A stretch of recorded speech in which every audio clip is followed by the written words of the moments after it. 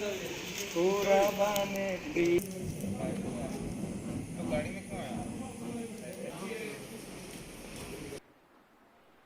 Gossaigaon area में, श्रीरामपुर और गोसाईगांव के बीच में असम पुलिस की टीम ने एक गाड़ी इंटरसेप्ट की थी और उसका थरो चेकिंग करने के बाद में उसमें 500 किलो गांजा बरामद हुआ है। ये गांजा हाई क्वालिटी का गांजा है।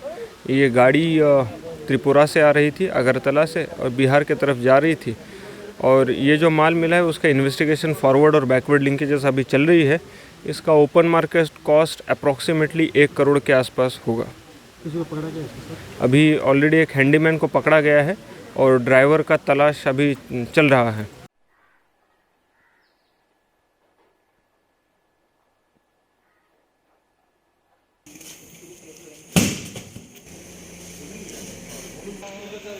पूरा बने